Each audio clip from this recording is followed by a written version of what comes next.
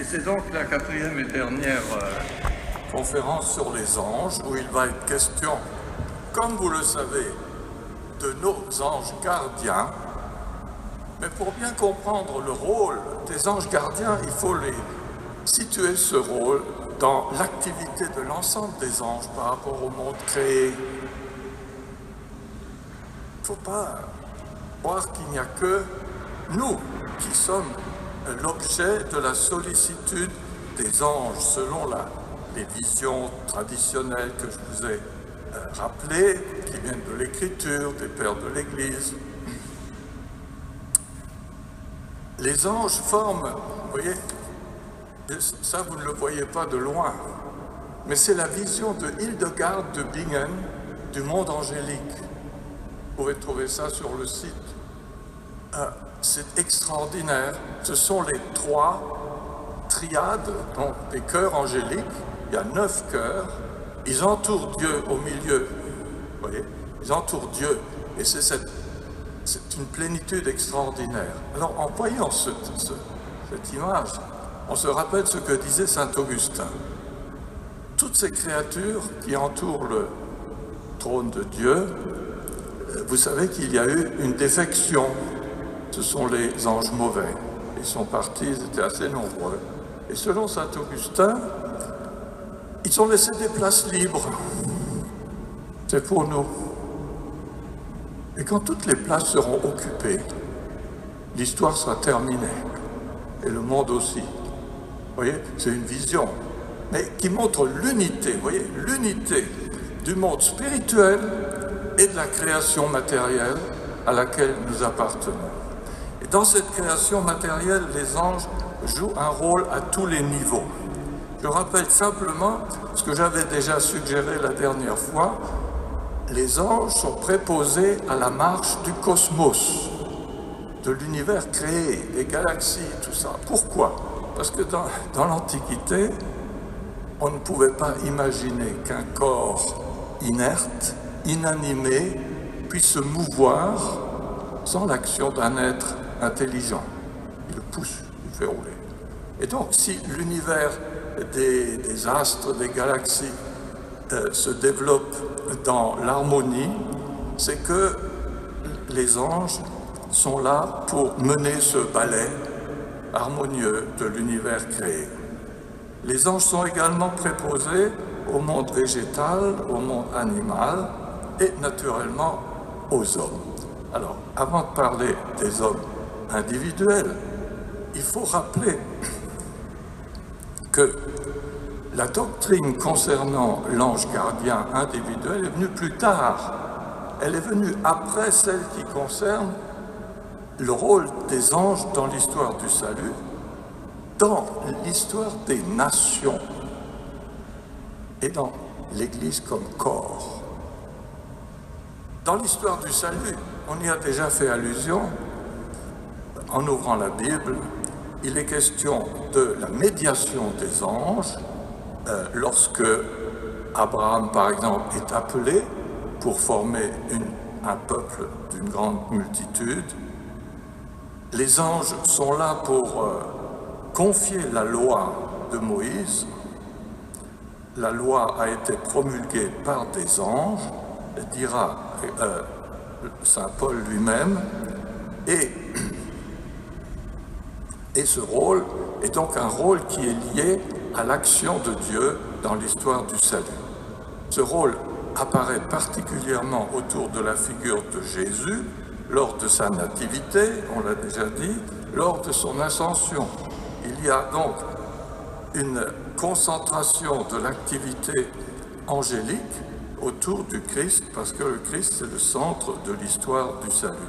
Autrement dit, avant le Christ, les anges préparent son avènement, ils le servent quand il est sur la terre, et après son ascension, ils le servent dans la communauté chrétienne.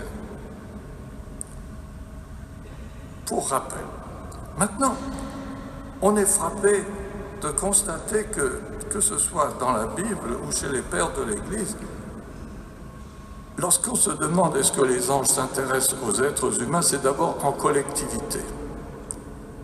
Ce sont d'abord les anges des nations, c'est ainsi qu'on les appelle, qui sont mentionnés. Qu'il s'agisse d'Israël ou des nations païennes.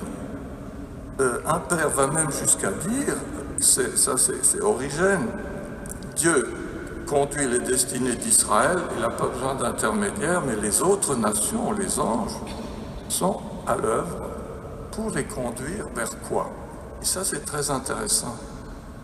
Le fait que les anges, créatures divines, accompagnent l'histoire des nations païennes, suggère que les nations païennes ne sont pas complètement dans l'erreur.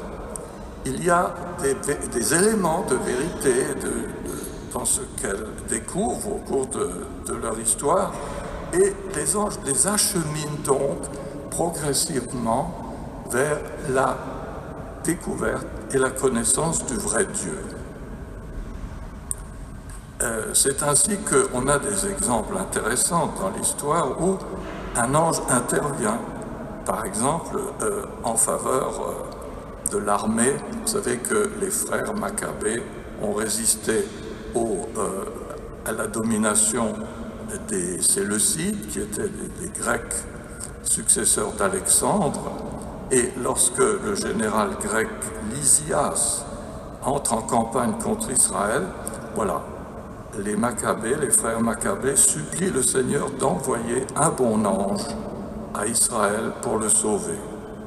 Et un cavalier vêtu de blanc apparut à leur tête, agitant des armes d'or, un allié venu du ciel. C'est une vision, mais c'est Israël comme tel qui a besoin du soutien céleste. Alors, lorsqu'on développera la théorie de l'ange individuel que chaque être humain a pour le protéger, la doctrine va dire, oui, mais les chefs des nations, ils ont au moins 2 anges gardiens. Un en tant que personne et en tant que chef, en tant que responsable. Hein, c'est saint Thomas qui dit ça, par exemple. L'homme qui occupe une fonction de supérieur est illuminé par l'ange d'un ordre inférieur pour ce qui regarde sa seule personne, mais par un ange princier pour ce qui concerne le gouvernement de la multitude. Pourquoi? Parce qu'à chaque niveau, on ne va pas aller dans n'importe quelle direction. Il y a une présence et un accompagnement angélique. Et donc, cette idée que même les nations païennes ont un ange pour les conduire vers le Dieu véritable. Et là, nos pères de l'Église ont trouvé chez les philosophes grecs une amorce à cette doctrine. Quand, par exemple, Clément d'Alexandrie dit que Platon a entrevu la doctrine de l'ange gardien, car il a compris que la divinité agit par des signes visibles pour conduire les multitudes. Alors ces signes, chez les Grecs, chez les Juifs, c'était le don de la loi. Pour les Grecs, c'est l'enseignement de la philosophie qui leur permet de se mettre sur la route de la vérité. Vous voyez, Dieu a donné la philosophie aux Grecs par les anges inférieurs. En effet, par un ordre divin et antique, les nations ont été distribuées entre les anges. C'est en effet ce que dit le livre du Deutéronome. Il dit ceci, le Très-Haut sépara, quand le Très-Haut sépara les humains, il fixa le territoire des peuples suivant le nombre des fils de Dieu. Fils de Dieu, c'est anges. Et donc, cette doctrine est devenue commune. Notre ami, le pseudo-Denis dont je vous ai parlé la dernière fois, qui nous a mis devant l'organisation du monde angélique en 9 chœurs d'anges, lui, il ne va pas parler de l'ange gardien individuel. Il est trop préoccupé par la vision de l'ensemble. Pour lui, la providence de l'unique Très-Haut a confié pour leur salut tous les peuples à des anges chargés de les conduire vers lui. Donc on n'en est pas encore à l'ange individuel. pour les autres pères de l'Église, c'est une chose claire et admise par tous qu'il y ait des anges préposés à des nations entières. C'est là l'enseignement de Moïse et des prophètes, dit saint Basile. Alors, on peut se demander, est-ce que cette doctrine s'est manifestée à notre époque ou à une époque récente? Alors, il y a eu un témoignage très intéressant. C'est les enfants de Fatima. Vous savez que les trois enfants de Fatima ont eu 3 visions de l'ange. La première, c'était l'ange de la paix, et la deuxième, c'est l'ange du Portugal. Je suis l'ange du Portugal. Priez, vous attirerez la paix sur votre patrie. Je suis son ange gardien, l'ange du Portugal. Et au Portugal, il existe une messe annuelle de l'ange du Portugal, qui dit ceci, la préface, l'oraison: Dieu éternel et tout-puissant, par une indicible providence, avait député à la garde de chaque nation un ange particulier, accordez-nous, nous vous en prions, que par les prières et le patronage de l'ange gardien de notre nation, nous soyons toujours délivrés de l'adversité. Est-ce que la France a un ange gardien?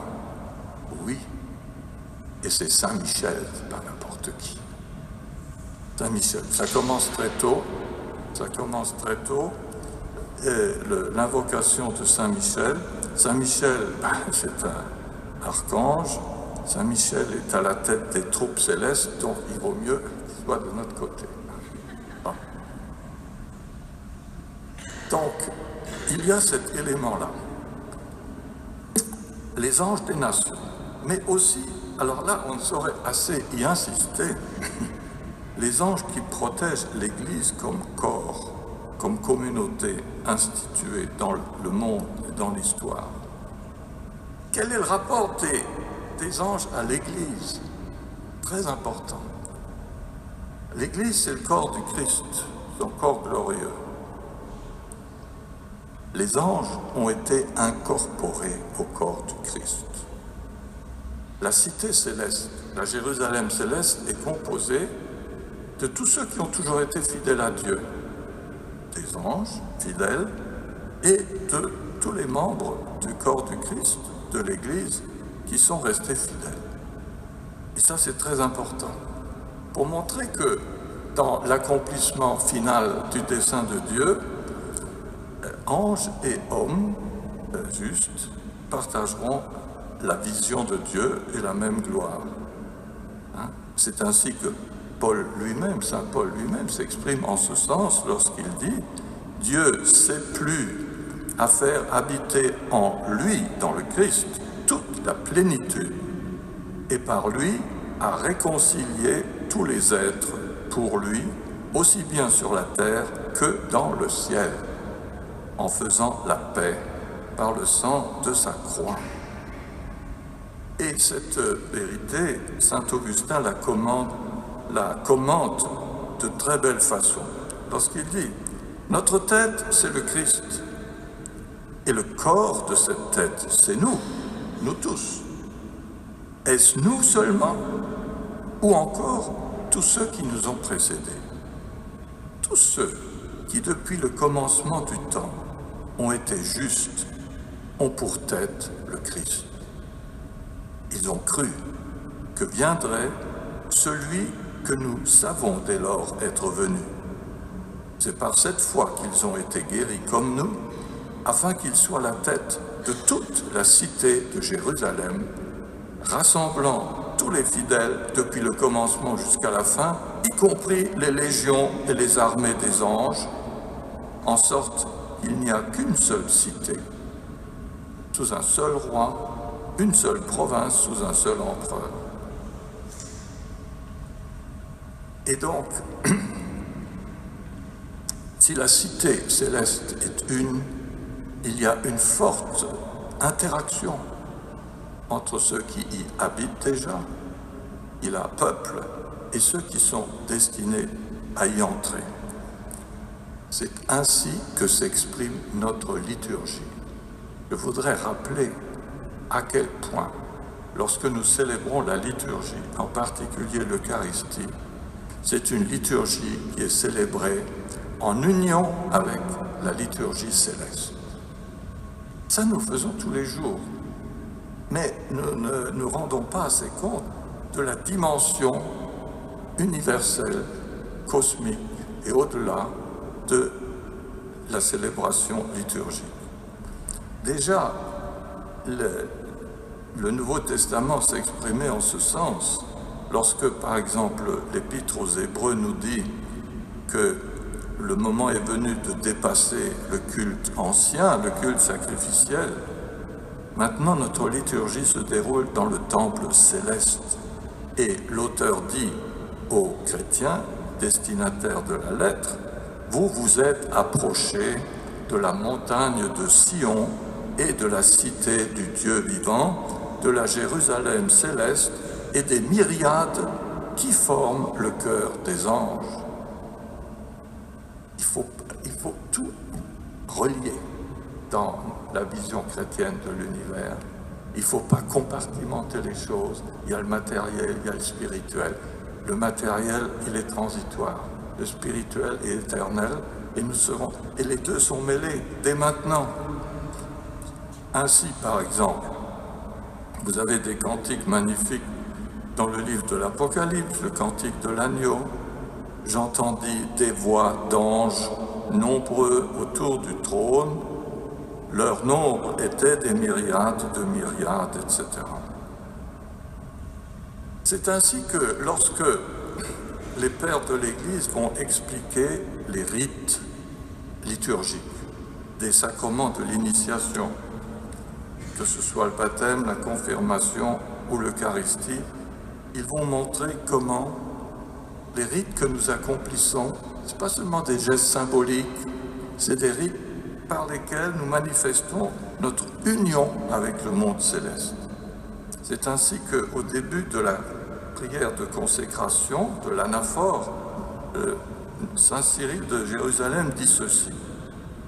Nous faisons mention du ciel, de la terre, de la mer, du soleil, de la lune, des astres, de toute la création raisonnable, et sans raison, visible et invisible, des anges, archanges, seigneuries, chefs, principautés, trônes, chérubins aux multiples visages, disant ardemment avec David, glorifiez le Seigneur avec moi.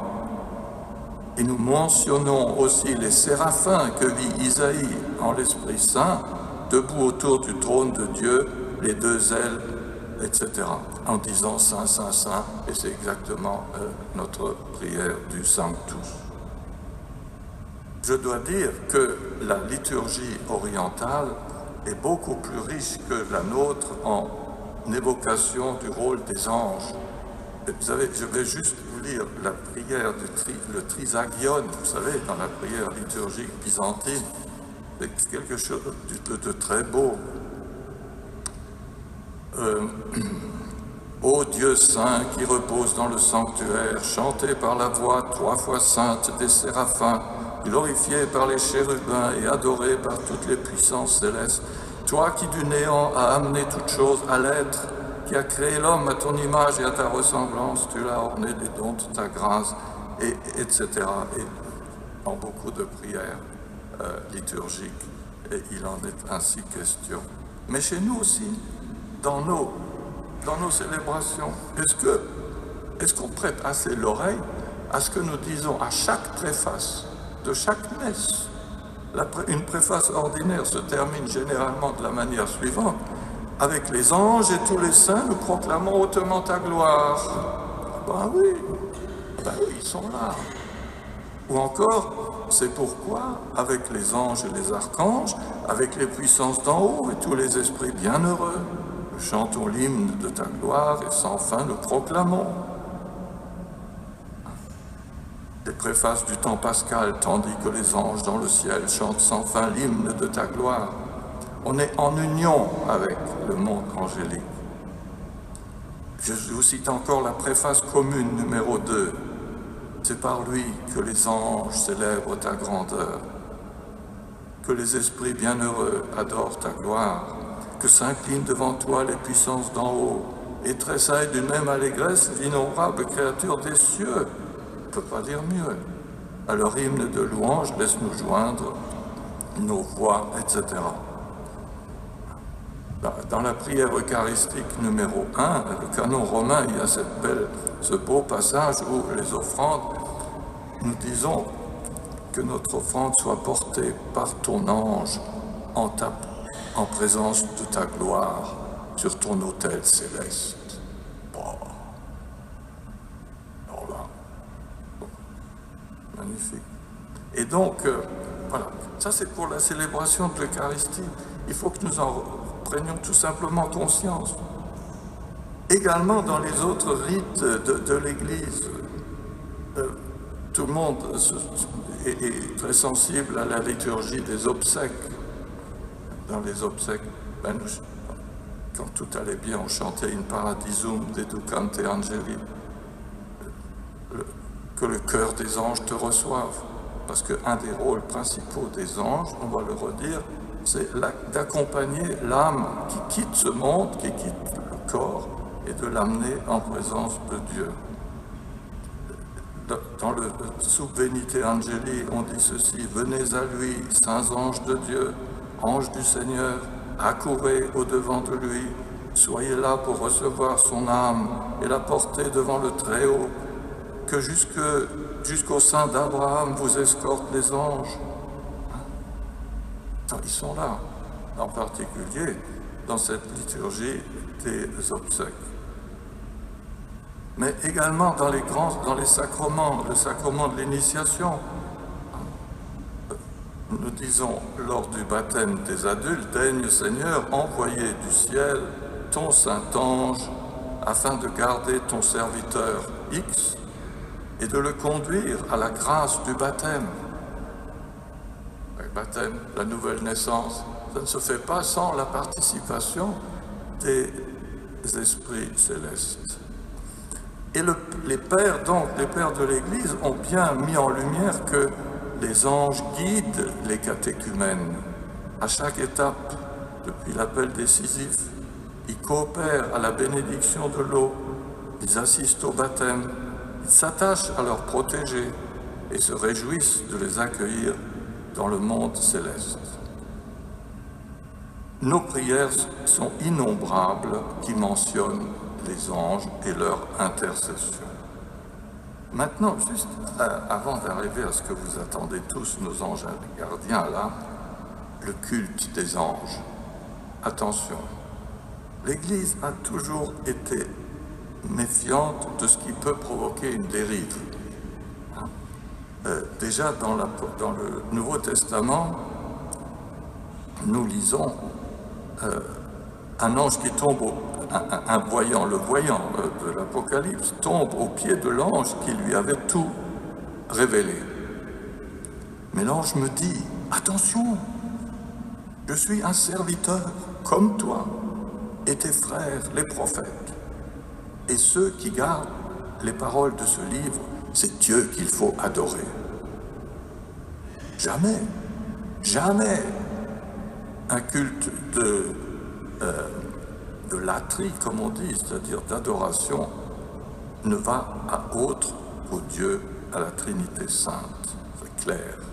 Et donc les anges, ce sont des créatures qui nous accompagnent. Ce ne sont pas des égaux tout à fait égaux, parce qu'ils sont quand même d'une autre nature que nous. Il faut les respecter.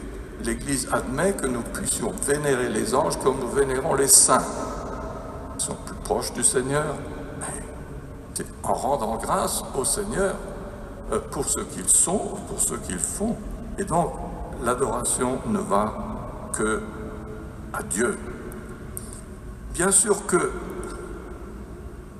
lorsque on a développé toute cette vision du monde angélique qui entoure Dieu, ils deviennent l'objet d'une vénération, en particulier chez les moines. Les moines du désert dialoguent beaucoup avec les anges, ils sont aussi beaucoup tentés par le diable, comme chacun sait, mais les anges sont présente dans toute leur vie. Et Saint Benoît, dans sa règle, cite le psaume, le fameux psaume 138 où il est dit « Je te chanterai en présence des anges ». Eh bien, pour Saint Benoît, les bénédictins qui disent l'office ensemble plusieurs fois par jour, considérons que nous nous tenons en la présence de la divinité et des anges lorsqu'on dit l'office. Et quand on prie ensemble, on n'est jamais seul. Vous voyez, il y a eu un concile dans l'Antiquité qui a interdit tout culte des anges parce qu'il y avait un risque d'idolâtrie larvée. On peut les honorer, les vénérer, mais pas plus que ça. Le culte qui s'est le plus développé en Orient à partir du IVe siècle, c'est le culte de Saint Michel. Saint Michel, qui déjà au IVe siècle est vénéré, ensuite il l'est en Italie du Sud au mont Carcano. Le pape Saint Grégoire le Grand avait vu un ange au-dessus du môle d'Adrien, et nous avons au-dessus du môle d'Adrien la statue du Sant'Angelo, qui s'appelle maintenant Château Saint-Ange, parce qu'il est là. Alors, l'ange Saint-Michel, l'archange Saint-Michel va être présent un peu partout, et j'ai été surpris de voir tout à l'heure, en regardant un peu sur Internet, on regarde des choses étranges.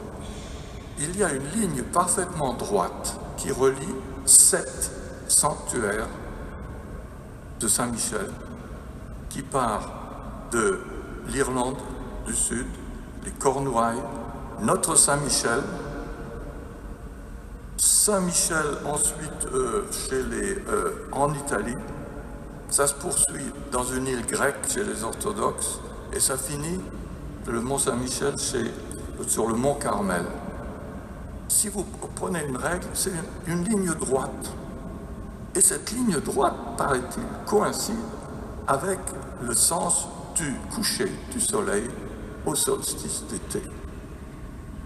Alors, on peut spéculer là-dessus si vous êtes doué pour ça. Moi, j'observe et j'en tire pas beaucoup plus de conséquences. Mais c'est quelque chose d'étonnant. C'est quelque chose d'étonnant. Bien. Et donc, le grand essor de la vénération des anges nous est venu au XVIe siècle en réalité. Et ce sont les jésuites qui ont beaucoup poussé dans ce sens. Ce n'est qu'en 1518, c'est l'année après le début de la réforme de Luther, mais ça n'a rien à voir, que les anges ont reçu une fête liturgique au 2 octobre. Et les anges, chez les jésuites, pourquoi est-ce qu'ils développent ça? Parce que les jésuites ont une pédagogie et une spiritualité du discernement des esprits. Il dit discernement des esprits, ça veut dire qu'il y a un esprit bon, un esprit mauvais. Et c'est vrai que chaque être humain peut être tenté par des esprits contradictoires, par un chemin qui mène au mal et un chemin qui mène au bien. Et donc, dans la pédagogie des pères jésuites, la présence des anges auprès des humains a été soulignée d'une manière très forte. Et donc, on peut dire qu'à partir de ce moment-là, le culte des anges gardiens individuels devient commun dans l'Église.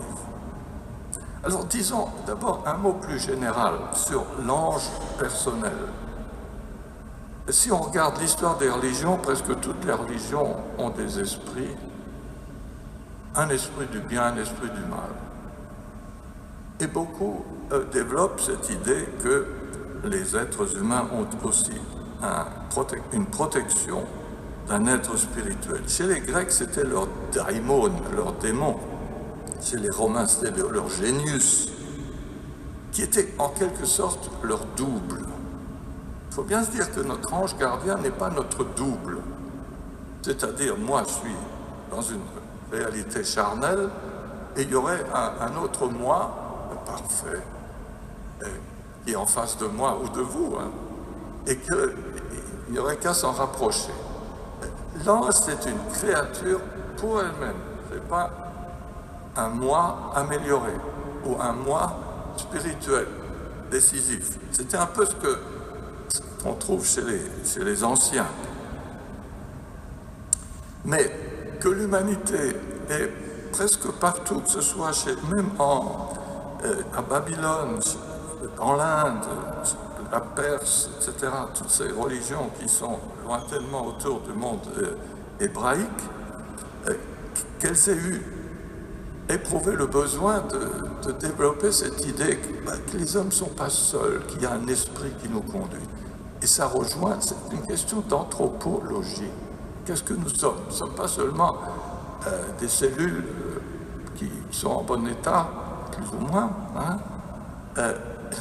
Nous avons un esprit, et l'esprit humain est capable de capter l'esprit de Dieu, ça c'est notre foi, mais l'esprit humain capte aussi quelque chose du mystère de l'existence. Et ce mystère, il est exprimé par la présence de ces êtres qui nous entourent. Alors, dans la révélation biblique, on cerne davantage la présence et l'action de ces anges. Par exemple, dans le psaume 91, c'est magnifique, il a donné pour toi ordre à ses anges de te garder en toutes tes voies. Sur leurs mains, ils te porteront pour qu'à la pierre, ton pied ne heurte. Une protection, ça, une protection extraordinaire.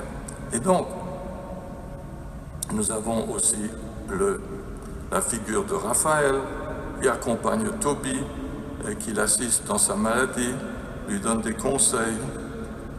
Et beaucoup de passages de l'Écriture nous disent cela.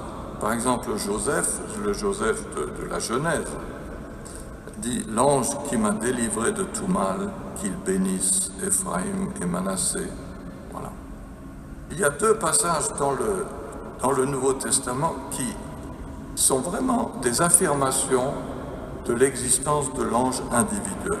C'est ainsi que, à propos de Jésus, dans Marc 18, Jésus, à propos des petits-enfants qu'il fait venir à lui, dit « Leurs anges dans le ciel voient sans cesse la face de mon Père. » Leurs anges, chacun. Et puis, il y a un passage étonnant. Vous savez, lorsque Saint-Pierre a été fait prisonnier à Jérusalem, il est délivré mystérieusement par un ange pour rejoindre la maison de Marie, la mère de Marc. Et alors, quand il vient frapper à la porte, on ne croit pas trop, qu'est-ce qui se passe? On le croit en prison, et les gens qui sont là disent, ils n'y croyaient pas d'abord, ils pensaient que c'était son ange. Et donc, on a bien l'idée que l'ange est présent à côté de chaque personne. Donc, ça c'est très important pour voir que l'Église affirme l'existence des anges et des anges gardiens. Elle s'affirme quand même sur des passages clairs de l'Écriture. Alors, quand est-ce que les anges agissent dans notre vie? À quel moment? Tout d'abord, à la naissance ou au baptême? Alors, les pères de l'Église se sont posé la question, ils sont presque tous arrivés à la conclusion, c'est au moment de la naissance. Toute personne reçoit la protection d'un ange. Toute âme humaine est confiée à la direction fraternelle d'un ange. Donc, pas seulement les baptisés. Et leur but, c'est d'accompagner chaque personne sur sa route le mieux possible en direction du royaume de Dieu, qui est la destinée de toute la création. Hein? C'est ainsi que Origène explique que les anges veillent non seulement sur toute l'Église, on a commencé par là, prise dans son ensemble, mais aussi sur chacun d'entre nous. Saint Basile, parce qu'ils doivent tous expliquer qu'il y a aussi un ange gardien individuel, c'était pas évident. Parmi les anges, les uns sont préposés aux nations, les autres compagnons des fidèles. Que chaque fidèle ait un ange pour le diriger, comme pédagogue et pasteur, c'est l'enseignement de Moïse, d'après Saint Basile. Donc, chaque être humain reçoit son ange à la naissance. Qu'est-ce qui se passe au baptême? Eh bien, le baptême renforce. Au baptême, le Christ nous confie à notre ange. Le baptême est l'événement décisif, puisque nous sommes déjà membres du corps du Christ, mais pour le chemin que nous avons à parcourir en cette vie, nous avons besoin de l'accompagnement de l'ange. Alors, cela est relié à cette doctrine de l'héritage. Par le baptême, nous devenons héritiers du salut.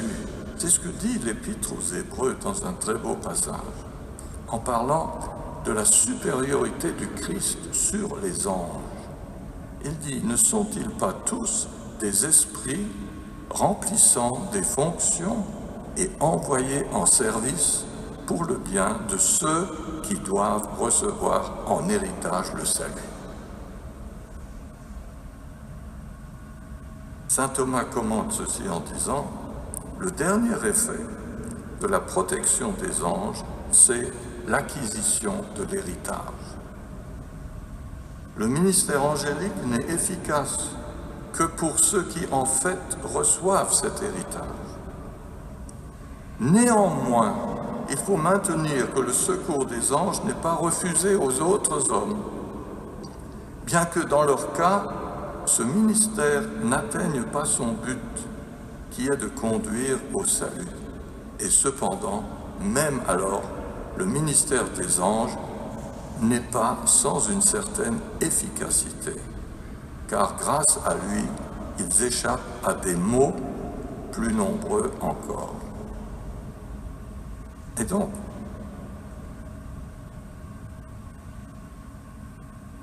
alors on se demande à quel moment est-ce que notre ange nous est assigné? Est-ce que c'est au moment de la conception ou de la naissance? Non. C'est au moment de la naissance.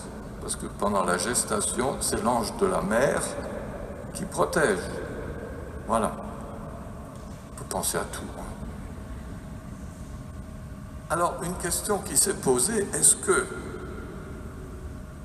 alors ça c'est un peu terrible, est-ce que nous recevons seulement l'accompagnement d'un ange bon ou aussi d'un démon? Puisque la vie c'est un combat spirituel, il faut bien qu'il y ait deux adversaires au moins. Est-ce que nous avons d'un côté un bon ange qui nous suggère ce qui est bien, et de l'autre côté, mais alors tout le temps, un méchant démon qui veut nous démolir? Il y a un certain nombre de pères qui disaient ça au début. Pasteur Dermas, chaque être a son ange et son mauvais ange. Et également Origène. Alors Origène, il dit deux choses. Il y a auprès de chacun de nous, fût-il le plus petit dans l'Église de Dieu, un bon ange, un ange du Seigneur qui le dirige, le conseille, le gouverne, un ange qui, pour corriger nos actes et implorer la miséricorde, voit tous les jours la face du Père qui est dans les cieux. Magnifique. Mais, en même temps, nous avons, selon Origène, un mauvais ange, un démon, qui cherche à démolir le travail de l'autre. Alors, qu'est-ce que dit le... Non, rassurez-vous, on a quand même exclu cette possibilité que Dieu nous colle un mauvais ange. Non, Dieu nous donne un bon ange gardien.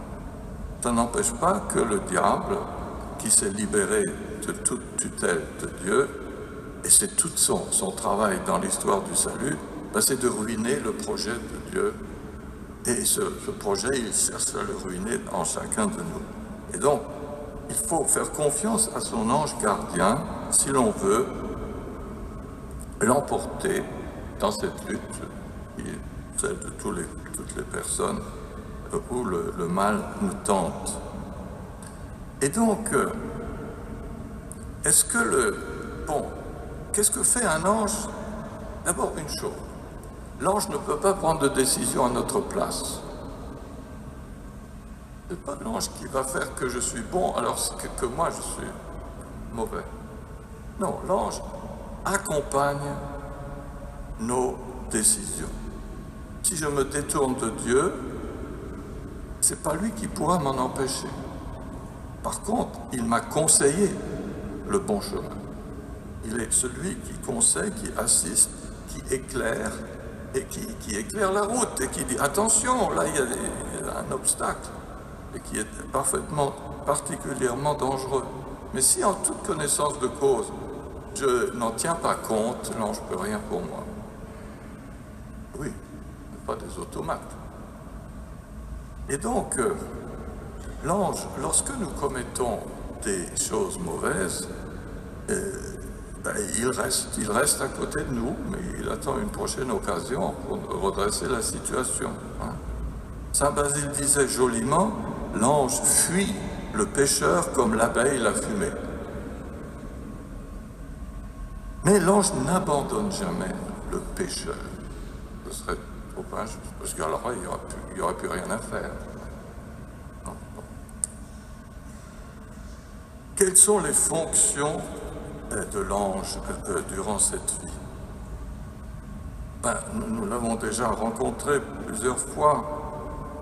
L'ange, c'est un être spirituel, un être immatériel qui peut illuminer notre intelligence et mouvoir notre volonté.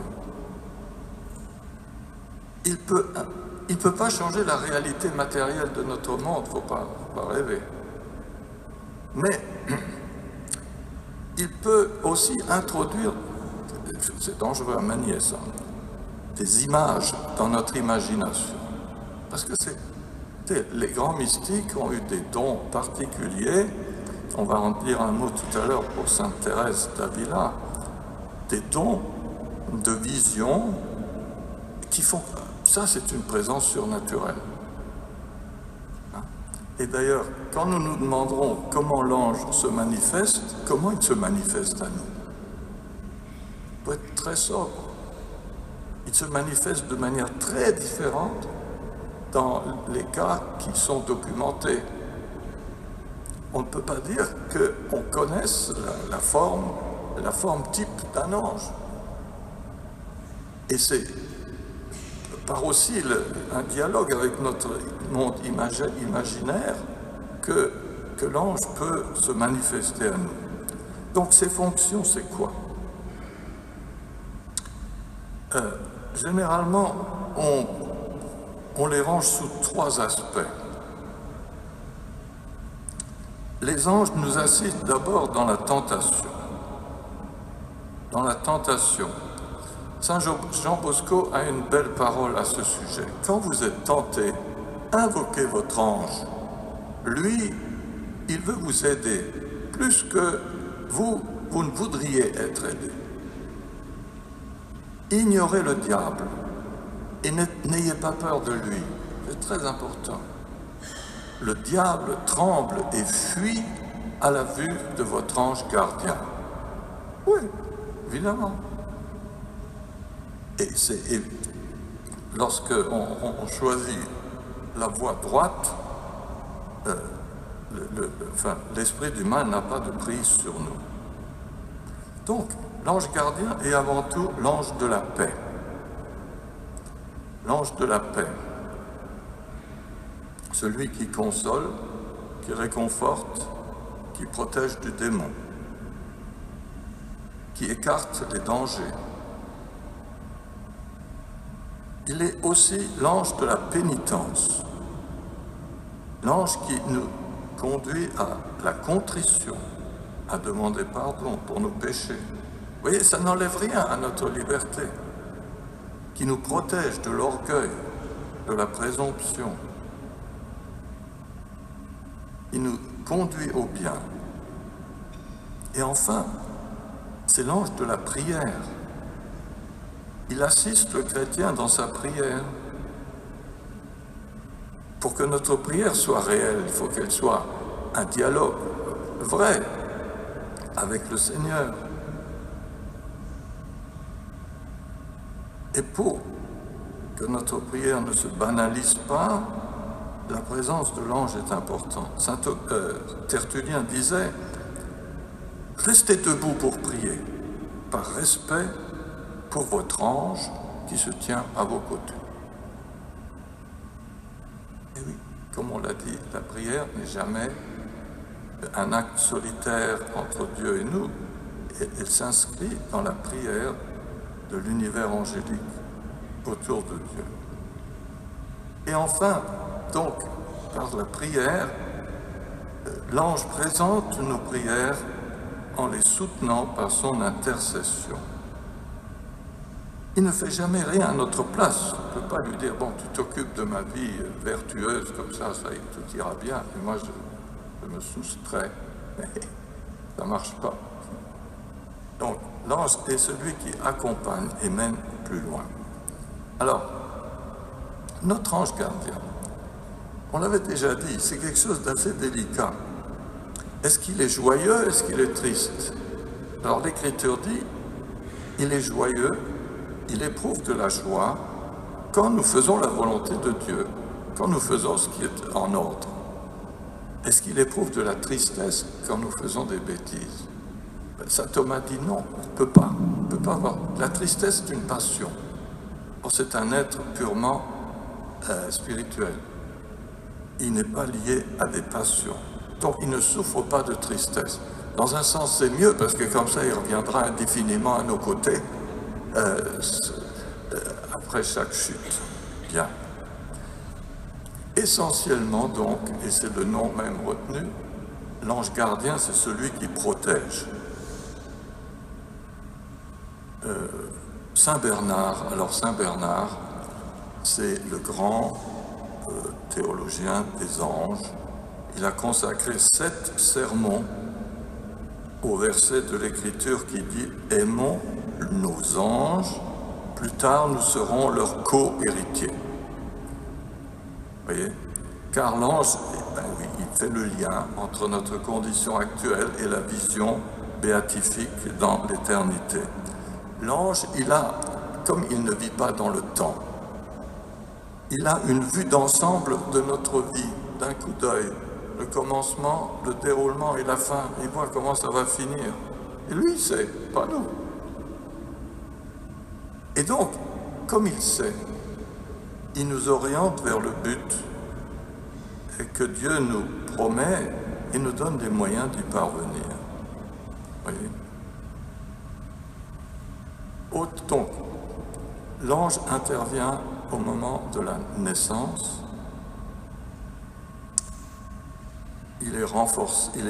Sa présence est renforcée en nous par les sacrements, et c'est aussi au moment de la mort que la présence et l'action de l'ange est très importante dans la vision de l'Église. En effet, c'est l'ange qui accompagne l'âme à la sortie du corps. Tertullien, au IIe siècle, disait déjà ceci, c'est très beau. Lorsque, par la vertu de la mort, l'âme est extraite de son amas de chair et bondit hors du voile du corps, vers la pure, simple et sereine lumière, elle exulte et tressaille, et voyant le visage de son ange lui-même, qui se prépare à la conduire à sa demeure. C'est alors que nous verrons le visage de notre ange.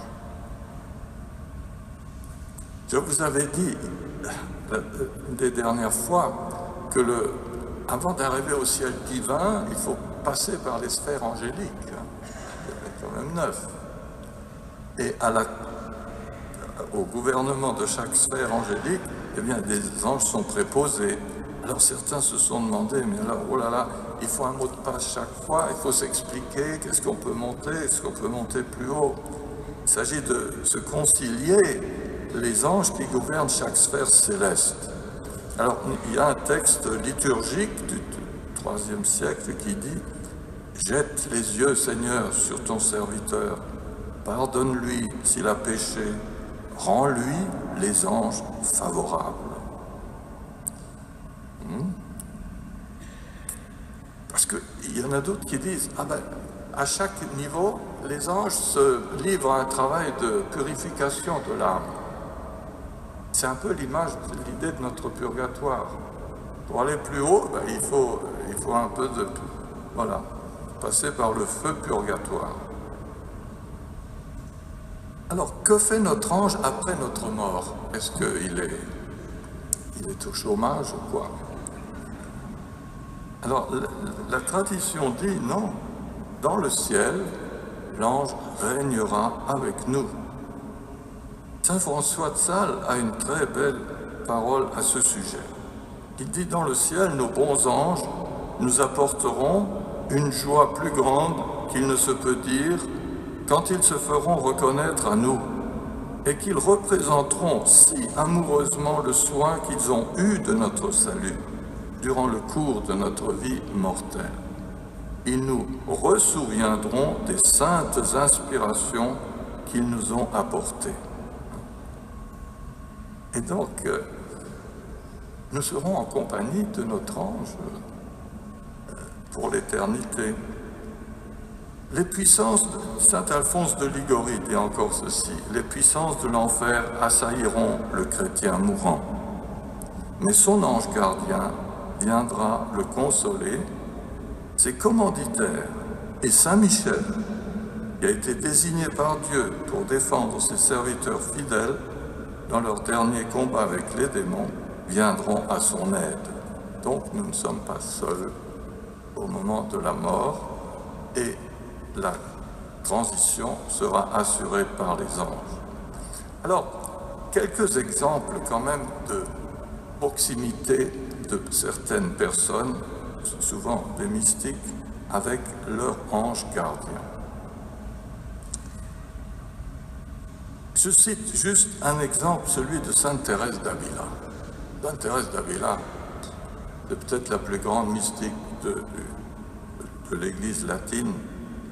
En 1559, elle a eu l'expérience assez foudroyante d'une rencontre avec un ange, son ange, mais attention, c'est une mystique, son ange qui lui perce le cœur avec une épée de feu, qui la purifie son âme et y insinue l'amour de Dieu. Ça, c'est la grande expérience mystique, elle en parle, et elle en parle en ces termes. Il a plu au Seigneur de m'accorder plusieurs fois la vision que voici. J'apercevais un ange auprès de moi, du côté gauche, sous une forme corporelle.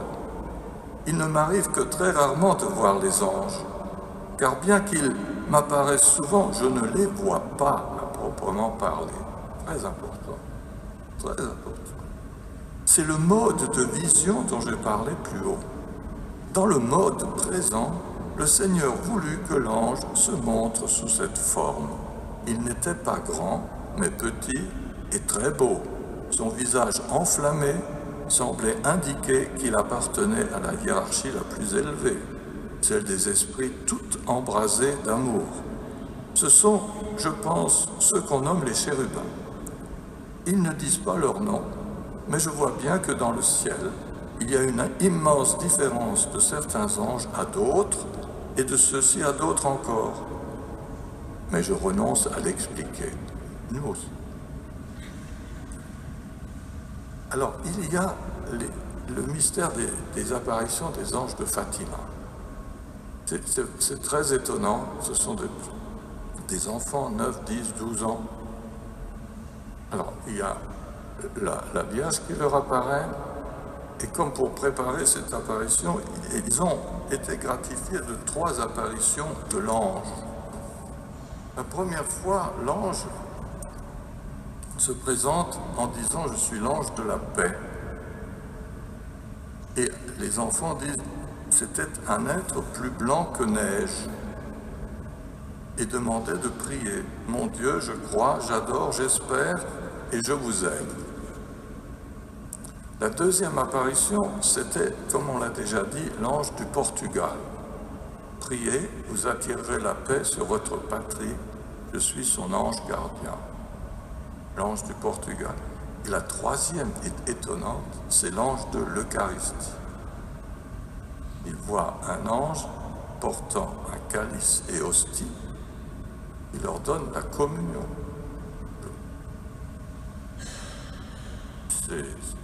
C'est très étonnant, mais c'est dans la tradition de Fatima. Alors, est-ce que seules des personnes mystiques peuvent avoir une expérience avec le monde angélique? Il faut croire que non. Non. Alors, il existe un livre sur lequel je suis tombé, Pierre Jovanovic, Enquête sur l'existence des anges gardiens. Alors c'est quelqu'un qui est un scientifique, qui n'est pas particulièrement croyant, mais ce qu'il a mis sur la recherche de monde angélique, c'est une expérience qu'il ne peut pas expliquer d'une manière rationnelle.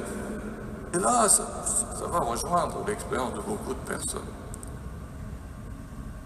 Il dit qu'il était au volant de sa voiture à San Francisco, tranquillement il conduisait, et puis tout d'un coup, sans comprendre comment est venu ce geste, il se porte sur la gauche. Au moment même où il se déporte sur sa gauche, une balle vient frapper le pare-brise de sa voiture. Mais exactement dans la seconde.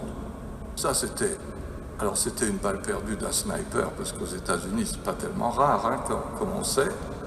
Mais il s'est dit, attention, c'est pas possible. Bon. Il en a parlé un petit peu autour d'eux. Et petit à petit, les gens ont commencé à parler. Et certains sont... il a été mis sur plusieurs pistes. Et il a rassemblé dans ce livre une centaine de témoignages de personnes qui viennent pour raconter des histoires vécues ou, d'une manière inexpliquée, ils ont échappé au pire, à la mort. Éviter un accident mortel. Et souvent, ces expériences de proximité de l'ange gardien se font dans, vous savez, ce qu'on appelle les expériences de limite, où on sort de la vie, quelqu'un qui perd connaissance. Physiquement, il est là, il est peut-être en train de mourir. Mais il se voit, son esprit sort de son corps, et il se voit dans la pièce, il observe ce qui se passe. Et immédiatement, son âme, son esprit, entre généralement dans un tunnel dans lequel, au bout, il y a une lumière de plus en plus réconfortante qui vous enveloppe, qui vous remplit de paix, et vous n'avez plus aucune envie de revenir dans votre corps. Cependant, ceux qui racontent ça sont bien revenus. Et plusieurs vous disent, mais j'étais accompagné par un être de lumière c'était éblouissante comme expérience, c'est entièrement positif. C'est tellement positif que ceux qui font cette expérience n'ont plus envie de revenir en arrière. Et là, la figure de l'ange telle que l'Église le présente, hein, celui qui nous accompagne au dernier moment, ça paraît assez crédible. Ceci dit, il ne faut pas vouloir donner une preuve physique d'un être qui n'appartient pas au monde physique. Donc c'est toujours très risqué. Mais ça ne veut pas dire que ce ne soit pas vrai. Il y a d'autres exemples. Par exemple, il y a deux pilotes dans l'avion. Tout d'un coup, il y en a un qui entend une voix qui dit « braque », immédiatement, mettons à droite. Braque à droite. il le fait, et il se tourne vers son collègue, il dit « Heureusement que tu m'as dit de tourner à droite parce qu'il y avait un météore qui tombait, une météorite qui tombait. » Mais son collègue lui dit « Qu'est-ce que tu racontes? Je t'ai jamais dit ça. » Donc il a entendu une voix. Il y a des dizaines d'exemples comme ça. Il dit « Va à droite ». Il le fait immédiatement, il sauve la situation. Mais ce sont des voix qui... Donnez l'explication que vous voulez. Ça peut être très bien une voix d'un autre monde. Et le monde spirituel existe et il protège les humains.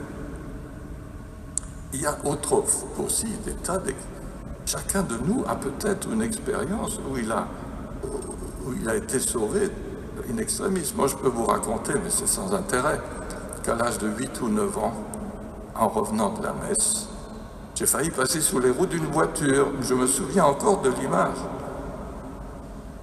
C'est peut-être l'ange gardien qui a fait freiner le chauffeur de l'époque. Ah oui. Je crois que beaucoup de personnes ont des histoires semblables à raconter. Et donc, si vous voulez des exemples de présence de l'ange, il ne faut pas chercher dans le merveilleux, impossible à ratifier, mais laissons notre esprit ouvert à la présence du monde angélique dans nos vies, qui ne nous veulent que du bien, du coup. Et on peut se confier à eux. Certains disent qu'ils dialoguent avec leur ange. L'ange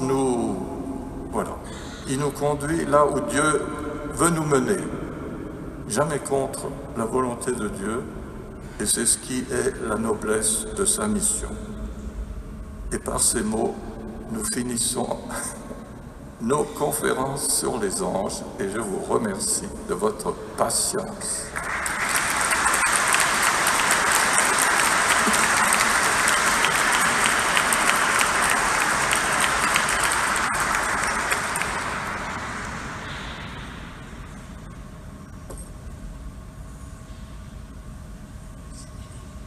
Monseigneur, dans les milieux chrétiens, on disait volontiers quand des parents perdaient un jeune enfant qu'il allait devenir un ange.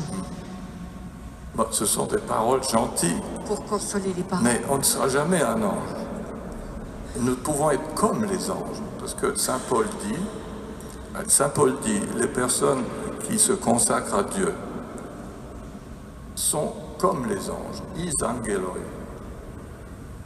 C'est-à-dire qu'ils sont dans une plus grande proximité à Dieu. Mais nous ne serons jamais... Nous avons été créés corps et âme. Notre âme aura une destinée éternelle. Les anges sont des êtres d'une autre nature. Donc on ne sera pas comme des anges. Des anges, mais comme des anges. Par là.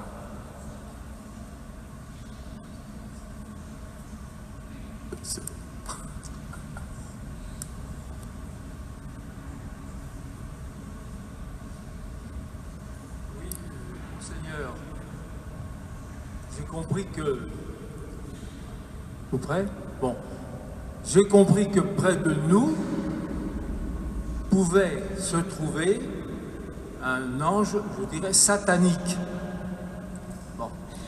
Mais la question que je me pose, comment cette possibilité s'articule-t-elle avec le péché originel dont le baptême, que le baptême a effacé? Ma question est peut-être maladroite, hein, mais vous voyez, c'est cette articulation que je me pose. Oui. Est-ce que, si vous avez bien écouté l'ensemble de mon discours, l'Église ne dit pas que nous avons à côté de nous en permanence un méchant, un ange déchu, un satanique, mais que le diable peut nous tenter à tout moment. Et c'est ce qui arrive à tout homme. Jésus lui-même a été tenté. Donc, le péché originel et sa force de mort ont été vaincus, mais nous sommes toujours capables, dans le péché actuel, de céder à une tentation, qui peut aussi nous mener à la mort. Et donc, nous devons maintenir que si un ange bon nous accompagne, si nous le suivons, la puissance du diable, elle est écartée, elle est vaincue. Mais si nous cédons, parce que c'est notre liberté, à la tentation, et nous disons ça dans toutes les prières du Notre Père, si nous cédons à la tentation, eh bien l'esprit du mal peut nous entraîner très loin dans la mort, vous voyez. Donc, voilà. Il y a une autre question là-bas. Merci. Alors, j'ai deux questions. L'une concerne la conférence de dimanche dernier, excusez-moi. C'était la place, je ne sais pas si ma question est hors sujet, bref, la place de Satan dans la hiérarchie. Là, vous avez parlé de la hiérarchie des anges. Où se situe Satan? L'autre question concerne aujourd'hui, comment faire la différence entre la conscience, l'imagination et l'ange gardien? Bien. Alors, je vous tranquillise tout de suite sur la fois dernière. Satan a été rejeté du monde angélique. Il n'est pas dans la hiérarchie. Il est possible que certains disent qu'il y a une hiérarchie des démons. Lucifer, c'est leur chef, avec sa troupe de démons. Mais là-dessus, on n'a pas de développement plus grand que cela. Il faut bien se dire que Dieu, entouré de ses anges, il est entouré de ses anges fidèles. Ceux qui ont choisi de se détourner ont été rejetés une fois pour toutes, et ils se baladent, comme on l'avait dit, entre le firmament et la terre. Et ils font leur ravage sur la terre autant qu'ils peuvent, jusqu'à la fin des temps. C'est une manière d'expliquer pourquoi le mal existe et pourquoi les hommes, avec leur conscience et leur liberté, ils cèdent quelquefois. Hein. Alors, pour ce qui est de la conscience et l'imaginaire, ce sont deux choses différentes. Nous avons un imaginaire qui vient des influences reçues, de notre culture, de nos lectures, de tout ce qu'on peut absorber. C'est le monde des images que nous traînons en nous. Et Dieu sait qu'aujourd'hui, il est épais ce monde d'images, parce que nous absorbons des images du matin au soir, surtout les jeunes, lorsqu'ils ont le nez dans leurs écrans, hein, les images. Mais notre conscience, alors ça, c'est ce qui fait la dignité de l'être humain. Notre conscience, c'est, pour reprendre les paroles de saint Paul, c'est la voix intérieure qui nous dit ça c'est bon, ça c'est mauvais. C'est la voix intérieure. Notre conscience ne crée pas le bien ou le mal, notre conscience nous oriente dans le choix entre le bien et le mal. Et c'est la voix intérieure, vous voyez. Et donc les anges, eh bien, les anges sont ceux qui nous suggèrent, peuvent nous suggérer le bon choix. Lorsque nous faisons le bien, on peut être sûr que c'est avec l'accomplissement, l'aide de notre ange, et parce qu'on est dans le projet de Dieu. Lorsqu'on choisit librement de faire quelque chose qui est vraiment mal, notre ange n'y est pour rien, et c'est plutôt le diable qui a remporté la partie. Il suffit que ce ne soit pas définitif. Voilà. Oui. Monseigneur, donc j'ai retenu que le 2 octobre, c'est la fête des anges gardiens. Nous avons tous un ange gardien. Et en même temps, comment concilier l'égalité des fils de Dieu, de par le baptême, notamment au moins au point de départ, avec le fait que certains iront peut-être plus loin. Donc comment, est-ce qu'il y a des anges gardiens qui sont plus puissants que d'autres? Est-ce que les saints ont eu des anges gardiens plus protecteurs? Ou est-ce qu'il y a une hiérarchie entre les anges gardiens? Comment concilier l'égalité des enfants de Dieu avec, d'une certaine façon, le fait que, voilà, Sainte Thérèse d'Avila a un ange gardien qui est sans doute assez puissant? J'ai bien compris. Alors ce serait dommage qu'on puisse reprocher au bon Dieu, tu m'as donné un ange gardien qui est médiocre, hein. Et puis, alors qu'un autre, c'est drôlement bien, il s'arrange. Non, je crois que les anges, à ce niveau-là, sont tous égaux en puissance, et chacun est ajusté à notre personne. Un enfant a son ange, un adulte, etc. Et l'ange, il ne se substitue pas à nous, à notre capacité de vivre selon la foi, et selon les vertus et tout ça. C'est notre responsabilité humaine. Mais avec l'aide de l'ange, on peut persévérer dans le chemin du bien. Voilà. Et ne soyons pas... Les anges, je ne pense pas qu'ils soient jaloux entre eux. Hein. Ceux qui étaient jaloux sont tombés, sont partis, c'est le diable. Et pour ce qui est des anges, je crois que chacun est vraiment ajusté à notre personnalité, l'accompagne avec patience, sûrement beaucoup d'humour aussi, et avec bonté, pour lui suggérer sans cesse les bons choix à faire. Seigneur, nous avons, je crois, naturellement une tendance à invoquer non seulement l'intercession des anges, Il faut, voilà. mais aussi celle de nos frères défunts. Oui. Quel domaine reste-t-il à l'intercession spécifique de nos frères défunts, qui nous sont forcément plus familiers que les anges? Voilà, très bien. C'est autre chose.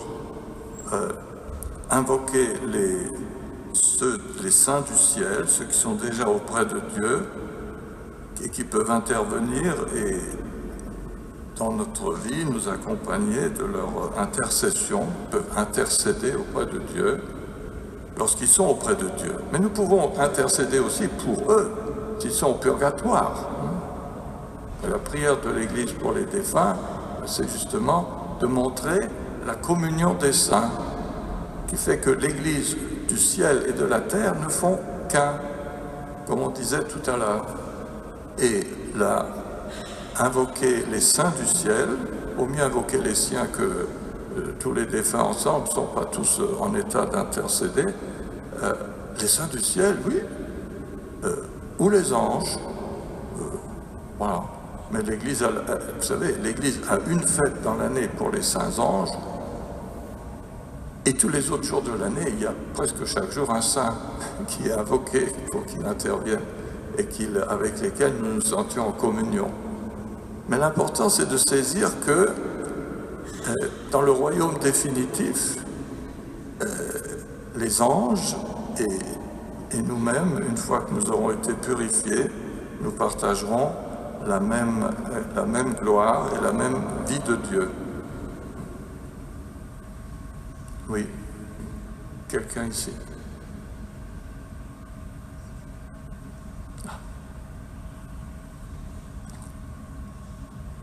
Et puis il y a la Reine des Anges aussi, c'est la Sainte Vierge. Et au sujet de la Sainte Vierge, dans les Saintes Écritures, on dit d'elle, elle t'écrasera la tête en parlant au diable, en parlant du diable. Oui, tout à fait. Donc, en priant Marie, en priant l'ange gardien, donc... Bien sûr qu'il ne faut pas tout mélanger. Hein. Prier Marie, c'est bien au-dessus de prier les anges. Reine du ciel, la première des créatures sans péché, réunie dans la gloire de Dieu, c'est évident que Marie, mère de Dieu, mère du Christ, mère de l'Église, est au-dessus du monde angélique, puisqu'elle partage avec son Fils la gloire éternelle. Donc il n'y a pas de concurrence, il n'y a pas de concurrence. Hein? Il n'y a aucun souci. J'aurais une question concernant l'archange Uriel. Gabriel? Uriel. Ah, je ne connais pas. Eh bien justement, pourquoi ne parle-t-on jamais de lui? Non, mais je vais vous répondre. Et qu'est-ce que vous pouvez nous dire de lui? Alors, Uriel, il n'apparaît pas dans la Bible, il apparaît dans le livre d'Enoch, qui est un livre entre les deux testaments, qui n'est pas canonique. L'Église ne parle pas d'Uriel, c'est tout. Et si vous voulez vous intéresser à Uriel, pourquoi pas. Mais ce n'est pas un candidat de chez nous, il n'est pas connu.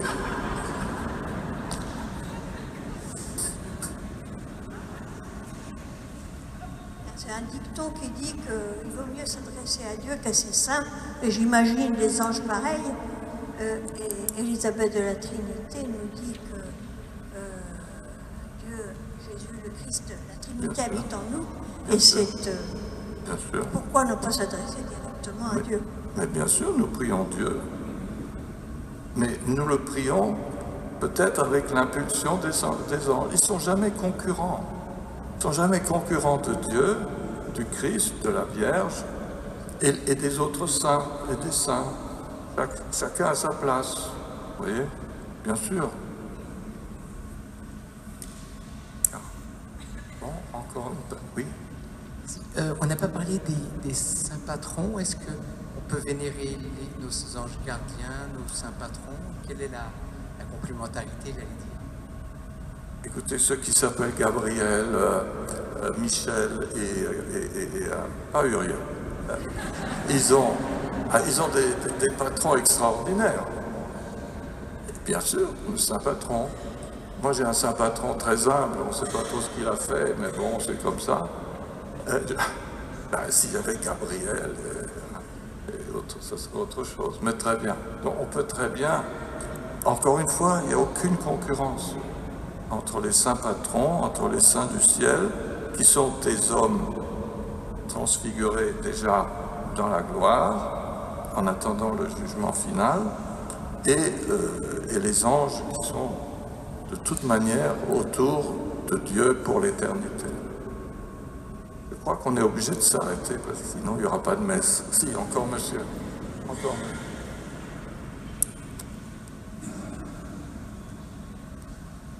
Vous avez dit tout à l'heure que nos patrons, les saints intercédaient pour nous et qu'on pouvait prier qu'on devait prier pour les âmes du purgatoire. Mais on dit aussi que les âmes du purgatoire qui ne peuvent pas prier pour eux peuvent prier pour nous.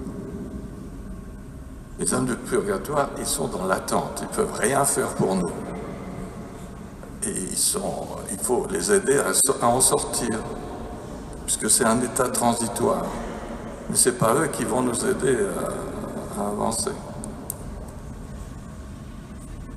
Ils ont besoin de notre prière. Oui, bon, encore une... Ah. Mais alors, c'est la dernière. Dernière question.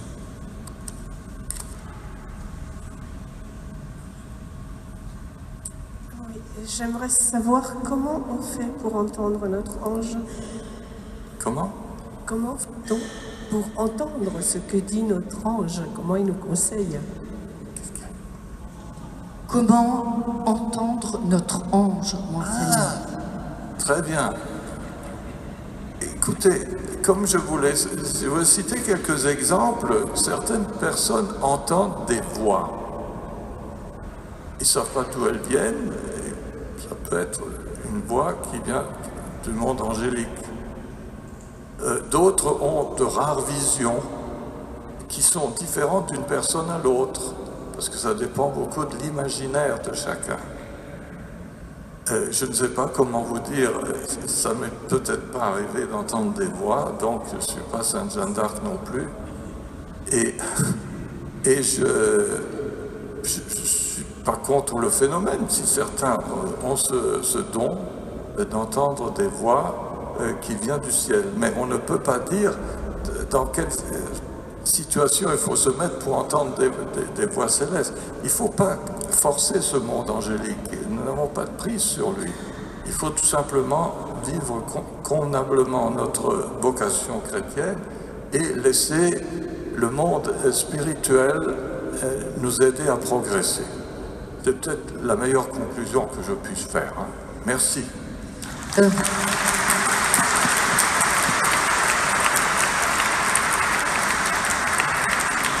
Je crois, monseigneur, pouvoir me faire le porte-voix de l'Assemblée pour vous remercier infiniment d'être venu nous faire ces conférences de carême et d'avoir évoqué le monde des anges.